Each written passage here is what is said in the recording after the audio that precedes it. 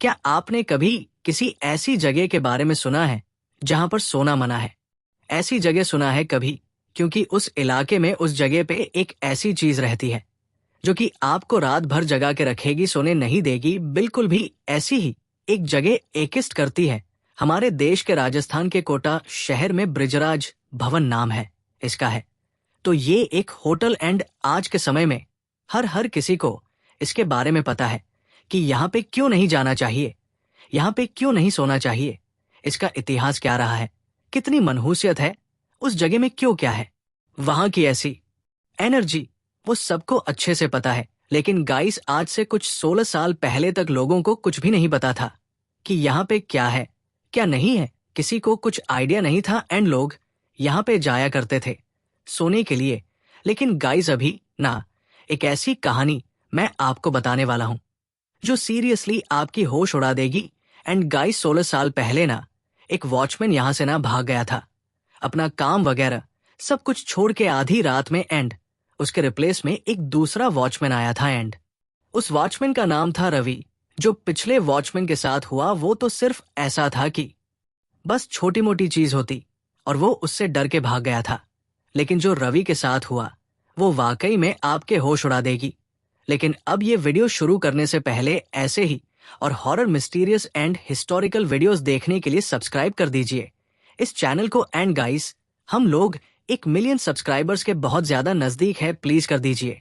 That's the only goal जो अभी फिलहाल के लिए है इस चैनल में। बाकी आपकी मर्जी पर। अब ये कहानी शुरू होती है। ब्रिजराज भवन कुछ 1830 के टाइम पे बना था। एंड गाइस, ये ब्रिटिशर्स ने बनाया था पॉलिटिकल एजेंट सके लिए वो यहाँ पे रहा करते थे। लेकिन जब हमारा देश आजाद हो गया तो इंडिपेंडेंस के बाद अपने इंडियन गवर्नमेंट ने इसको कैप्चर करके यहाँ पे होटल बनाने की ठान ली। एंड फिर ये होटल बन गया एंड बहुत ज्यादा फेमस भी रहा ये काफी समय तक। एंड गाइस, जैसे मैंने बताया कि ये जो कहानी है ये आज से ठीक 16 साल पहले शुरू होती है एक वॉचमैन के जॉब छोड़ने से। उसी समय ना गाइस, यहाँ पर एक दूसरा बंदा आया था जॉब के लिए, रवि नाम था उसका। एंड गाइस, उस समय ना वहां की जो मैनेजमेंट थी होटल की, वो लोग इतने ज्यादा डेस्परेट थे ना यहाँ पे वॉचमैन रखने के लिए, क्योंकि कोई वॉचमैन पहले तो मिलता नहीं था। क्योंकि आसपास जो लोकल लोग थे उनको शायद से कुछ ना कुछ ग्लिम्सेस थे यहाँ के। तो उस वक्त ना रवि यहाँ पे आ गया एंड इन लोगों ने बोल दिया था कि हम आपको डबल सैलरी देंगे। और रवि ये सब कुछ सुन के बहुत खुश हो गया था। और ऊपर से वो अपने घर का एक इकलौता बेटा था। सारे पैसों की जिम्मेदारी उसी पर थी, सारे बोझ उसी के ऊपर थे। तो उसने बोला कि मैं डे एंड नाइट नौकरी करने के लिए भी तैयार हूं।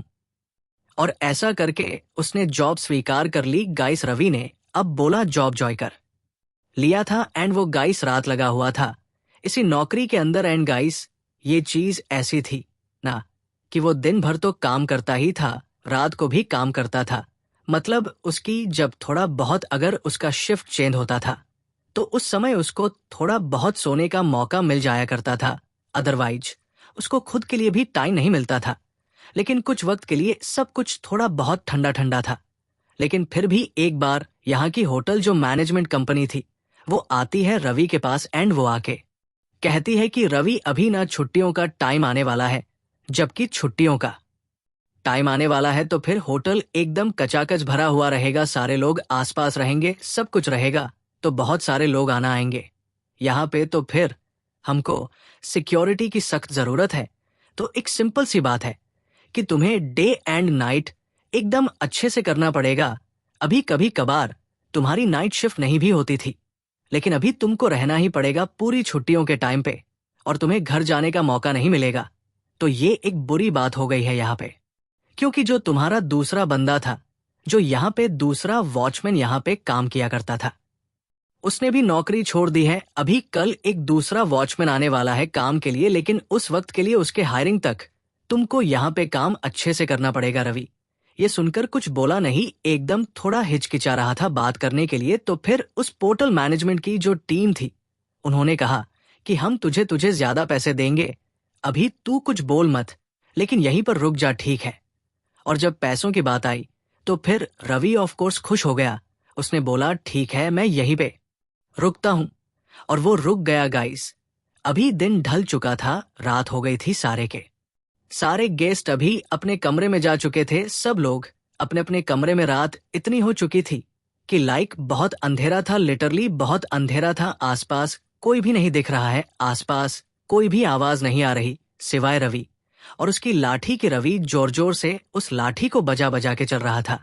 उसके साथ साथ ना उसको कोई आवाज तो सुनाई नहीं दे रही थी, लेकिन इमीडिएटली कुछ ही सेकंड्स में उसको आवाज आई। वो पीछे मुड़ के देखा तो पीछे होटल की लॉबी थी। ऐसा लग रहा था किसी ने बहुत बड़े बड़े बूट्स लगाए हैं एंड वो चलते हुए दौड़ते हुए रवि के पास आ रहा है।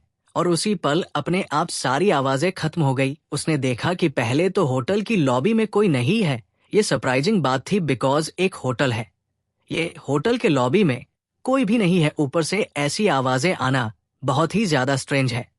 वो जब से यहाँ पर जॉय किया है कुछ ऐसा हुआ नहीं है रवि इसके आगे कुछ भी सोच पाए।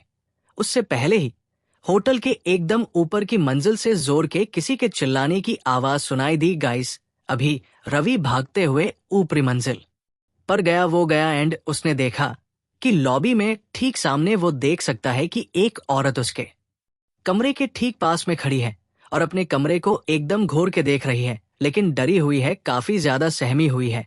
वो गया रवि उसके पास। उसने बोला, मैडम आप यहाँ पे इतने रात को 2-3 बज रहे हैं, कुछ आप यहाँ पे क्या कर रहे हो? फिर उस औरत ने बोला कि इसको जल्दी से बाहर निकालो। रवि ने बोला, अंदर है कौन, लेकिन आप किसी के साथ आए हो? फिर उसने कहा कि मैं अकेली आई हूं, यहाँ पे मेरे अलावा कमरे में कोई भी नहीं होना चाहिए, लेकिन फिर भी मुझे अंदर वो दिखा। रवि ने बोला कि हुआ क्या था? फिर उस औरत ने कहा कि मैं अपने कमरे में सो रही थी और अंधेरे में मुझे यहाँ पे किसी के दबे हुए कदमों की आहट सुनाई दी, चलने की आवाजें सुनाई दी। और जैसे ही मैंने आंखें खोली मैं देखा कि मेरे कमरे के ठीक कोने में एक आदमी खड़ा है। मैं बहुत जोर से चिल्लाई और लाइट्स वगैरह सब कुछ ऑन करी। फिर यहाँ पे देखा, यहाँ पे कुछ तो गड़बड़ था, जल्दी से जाकर देखो कि अंदर कोई ना कोई तो जरूर है। फिर रवि ने बोला, चलो ठीक है मैं देखता हूँ। लाइट्स वगैरह सब कुछ ऑन थी। वो अंदर गया, सब कुछ देखा। उसने बोला, मैम अंदर तो कोई भी नहीं है। हो सकता है कि आप बहुत ही ज्यादा नींद में हो सकता है कि थकावट के कारण आपको ये सारी चीजें दिखाई दे रही हो, लेकिन अभी आप इत्मीनान से अंदर जाकर सो सकते हो। अंदर कुछ भी नहीं है। यू आर सब चीज ठीक है, यहाँ पे हम हैं, यहाँ पे आपके रखवाली करने के लिए। फिर रवि वापस से अपने पोस्ट पर चला गया। वो उस औरत के बारे में थोड़ी देर के लिए सोच रहा था, मतलब कि कैसे उस औरत ने भी वही चीज बोली जो कि रवि के साथ भी हुआ। कुछ समय पहले रवि को भी किसी के चलने की आहट आई थी, उस औरत को भी आई थी। वो यही सब चीजों के बारे में सोच रहा था एंड अभी वो आराम से बैठ गया था एंड वो अभी देख रहा था कि उसकी हालत क्या हो गई है। भरी दोपहर में उसने इतना ज्यादा ड्यूटी किया, इतनी ज्यादा गर्मी में उसने ड्यूटी करी। इतनी गर्मी में ड्यूटी करने के बाद भी अभी रात में उसको ड्यूटी करना पड़ रहा है, सब कुछ खुद संभालना पड़ रहा है। उसको अपने ऊपर भी थोड़ा बहुत तरस आ रहा था, लेकिन उससे ज्यादा उसको नींद आ रही थी कि यार मुझे सोना है। और अभी कोई भी गेस्ट आने जाने की कोई भी गुंजाइश लग नहीं रही थी, ऐसा लग ही नहीं रहा था। सब जगह सन्नाटा था, जैसे मैंने आपको अभी बताया कुछ देर पहले। फिर उस वक्त रवि ने बोला कि मुझे नींद बहुत आ रही है यार। वो एक कोने में गया और धीरे धीरे करके उसकी आंखें ना बंद होने लग गई। और जैसे ही उसकी आंखें पूरी तरीके से बंद हो गई, किसी ने उसे जोर से थप्पड़ मारा और उसकी आंखें एकदम झटके से खुल गई। उसने आसपास देखा, लेकिन आसपास कोई भी नहीं था और वो बहुत ज्यादा खौफ में और उससे ज्यादा गुस्से में था कि इतने रात में मुझे यहाँ पर थप्पड़ मारने वाला कौन है। उसको लग रहा था कोई तो उसके साथ मजाक कर रहा है और वैसा ही लग रहा था, इसलिए वो उसको ढूंढने लग गया था कि आसपास कौन है भाई, कि इसने मेरे साथ एकदम गंदा मजाक किया है। उसने ढूंढा लेकिन उसे कोई मिला नहीं। फिर अपना वहम समझकर वो वापस आ गया अपने पोस्ट पर। गाइस, इस बार उसने वापस से सोने की कोशिश करी। उसकी आंखें ये बार भी जैसे ही बंद होती है, किसी ने उसे जोर से थप्पड़ मार दिया। वो एकदम जोश के साथ उठा, एकदम गुस्से के साथ उसने जैसे ही अपनी आंखें खोली, उसके सामने एक आदमी खड़ा था। एकदम पुराने कपड़े पहने हुए थे, बहुत ज्यादा मैले थे। वो स्मेल आ रही थी उसमें से, यूनिफॉर्म जैसा लग रहा था वो कोई कपड़ा। और फिर रवि ने कहा, तुम हारी हिम्मत कैसे हुई? मुझे थप्पड़ मारने की तो तुम हो। कौन? फिर उस आदमी ने कहा, यहां पर रखवाली करने का काम तुम्हारा है या मेरा है? रवि ने कहा, लेकिन तुम हो कौन और थप्पड़ क्यों मारा मुझे? फिर उसने कहा, मेरा नाम मेजर बर्डन है। अगर मेरे मरने के बाद भी मुझे यहां पर रखवाली करना पड़ रहा है तो फिर तुम किस काम के? तुम्हारा काम क्या है? ये सब कुछ सुनने के बाद रवि के हाथ एकदम कांपने लग गए थे। रवि ने कुछ भी नहीं कहा और उस आदमी ने जैसे ही यूली बात कही वो पीछे मुड़ गया एंड वह भी छलने लग गया था, अपनी पीठ दिखाकर। और रवि ने जब उसकी बूट्स की आवाज सुनी तो ये वही बूट्स की आवाज थी जो कुछ देर पहले लॉबी से आ रही थी। और कुछ समय पहले उस औरत ने भी शायद से उसके कमरे में यही आवाज सुनी होगी। रवि वहीं पर सुन पड़ गया था। ये सब कुछ क्या हो गया उसके साथ अचानक से? जिस चीज का कोई इंसान सोचता नहीं है, या फिर एटलीस्ट वो जब होश से उठा था अपने नींद से, उसको सामने जब वो इंसान दिखाता तभी भी वो एटलीस्ट ये महसूस कर पा रहा था कि वो एक इंसान है, जिंदा है।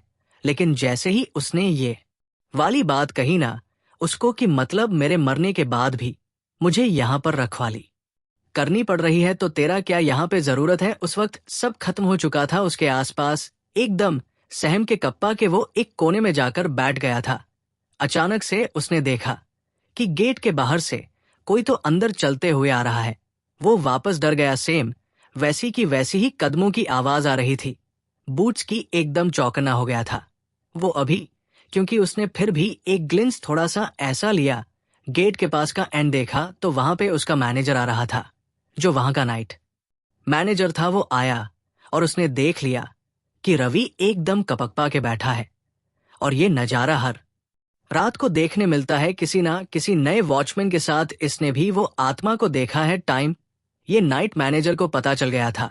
वो मैनेजर आया और उसको पूछा कि हुआ क्या है तेरे को? फिर उसने सारी बातें बताई। फिर मैनेजर ने कहा कि तूने जो भी देखा वो सच है। हर रात को एक नया वॉचमैन आता है, उसको ये चीज देखनी पड़ती है, सहनी पड़ती है। ये जो आत्मा है ये सच्ची है, मेजर बर्डन की आत्मा है। ये जो भी इस होटल से जुड़ा हुआ रहता है, हर किसी को उसकी आत्मा देखने को मिलती है। हर किसी को ये चीज वो महसूस कराता है कि वह एक्सिस्ट करता है आसपास। कोई भी अगर वॉचमैन सोता है तो वो उसे आकर जगा देता है, थप्पड़ मार लेता है, किसी को सोने नहीं देता। बहुत बार तो ये हमारे गेस्ट के भी सामने आ जाता है, हम कुछ भी नहीं कर सकते।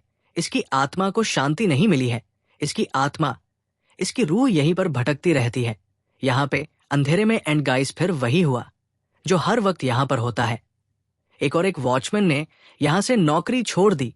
इस वीडियो के अंत में मैं आपसे बस इतना कहना चाहूंगा कि ये जो ब्रिजराज भवन है ये हिटेड हुआ करता था। बहुत सारे इंटरनेट आर्टिकल्स है इसके बारे में, लेकिन 16 साल से तो कुछ सुनाई दिया नहीं है। या फिर हो सकता है कि वहां के जो मार्केटिंग या फिर पीआर वाले रहेंगे उन्होंने आगे आने नहीं दिया, क्योंकि गाइस हो सकता है कि आज भी कोई वहां पर नया वॉचमैन हो जिसको जगाने के लिए, जगाए रखने के लिए मेजर बर्डन के आत्मा वहां पर भटकती हो सकता है कि जब रवि भी वहां पर छोड़ के गया हो और जब नया वॉचमैन आया हो उसके साथ भी कुछ हुआ हो सकता है कि कल रात को भी वहां पर कुछ ना कुछ हुआ हो सकता है। शुक्रिया।